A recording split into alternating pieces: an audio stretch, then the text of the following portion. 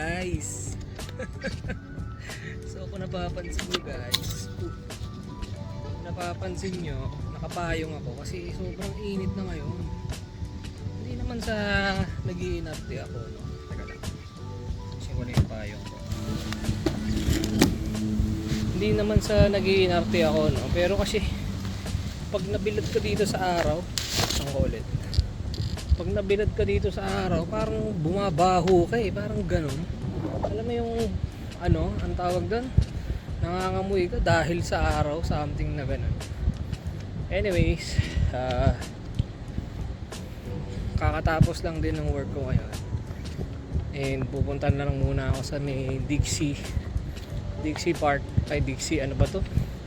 Dixie something dito sa tapat ng office namin kasi magpapagupit ako. Kasi nga sobrang init na. Gusto ko lang magpabawas ng onte. Kasi meron diyang ano, murang pagupitan, nasa $14 lang. Sa Toronto kasi normally 20 to 25 eh. So at least dito medyo mura-mura.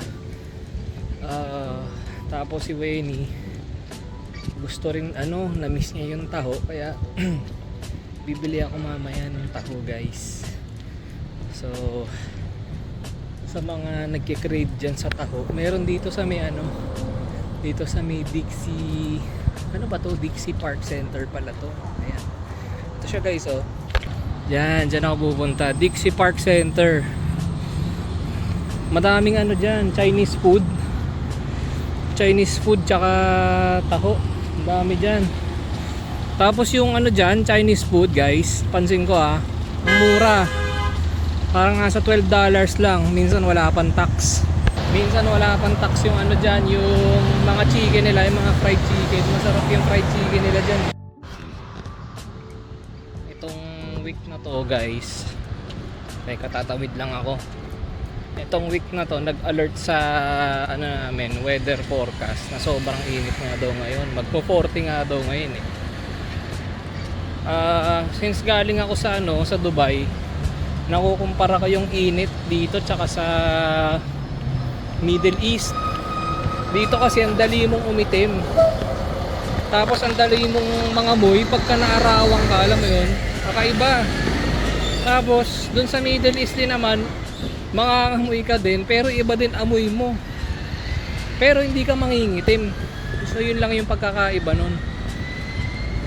Tsaka dito, ano ba, pinagpapawisan, hindi rin ako masyadong pinagpapawisan dito.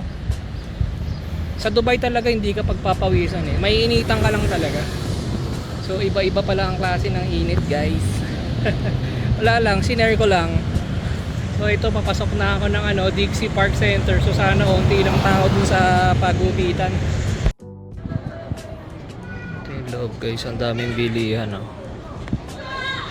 Tapos dito ako nagpagupit. Diyan, oh. Tagal ko nagantay. Ang daming Chinese food dito, guys. Ayan, oh. Tabi-tabi sila dyan, puro Chinese food. Pero may mga Filipino foods din. Tapos mura lang yung mga Chinese food dyan. Tapos masasarap pa. Tapos dito ako bibili ng taho. Sobrang sarap ng taho dito, guys. Tandaan nyo to, Phoenix. Suki ako dito eh. Tapos meron din silang mga ano dito, ibang flavor. Ito, best seller nila tong kulay violet. Pupunta dito, ito yung tikman nyo yung taro ni ate. Sarap talaga yan, parang quickly. Solid yan. Pauwi pa lang tayo, guys. Natagalan tayo doon. Nagantay din tayo ng almost 1 hour and 30 minutes. Kasi ang dami nagpapagupit. Sorry, naputol yung video, guys. So oras natin ngayon 6 o'clock na. Normal na uwi ko kasi dito 4:30. So makakauwi na lang din siguro ako ng bahay ng mga 7:30 ng gabi. Tapos bumili na lang din ako ng ano namin, Chinese crispy chicken.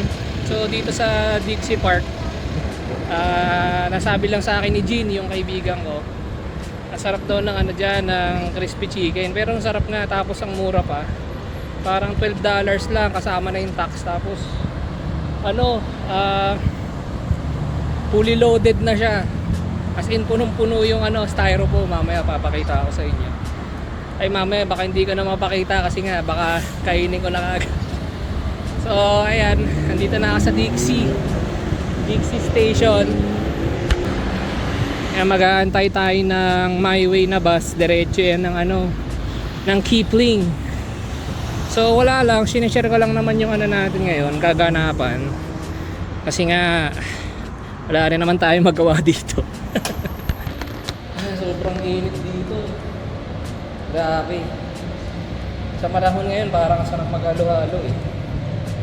O kaya stay ka na lang sa bahay mo, mas tipid kaysa bumili ka ng ano, ng halo-halo sa labas. So siguro mag-aantay pa ako dito ng mga ayan na ata yung bus ko. Ayan na nga. Sakto ito guys oh. Ayan na yung bus ko. Natakbo na ako guys. Ito 109. Yan yung bus ko. Dito na tayo sa Kipling guys. So mahaba-habang tulugan na naman to kasi mga 40 minutes pa yung biyahe ko dito. Ayan, pasok na muna tayo.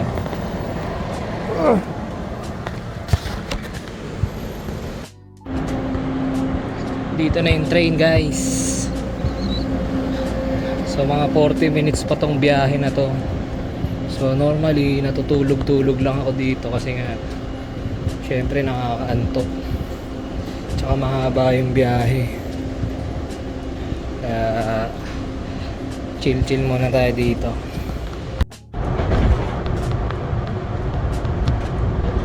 Arriving at Hyde Park Station. So nandito na nga tayo guys sa ano, tapat ng bahay. So yun lang naman yung mga kaganapan natin ngayong araw. So kita-kits na lang ulit tayo sa next video natin. Okay, dahil medyo nagugutom na din ako. Sige guys, kita-kits.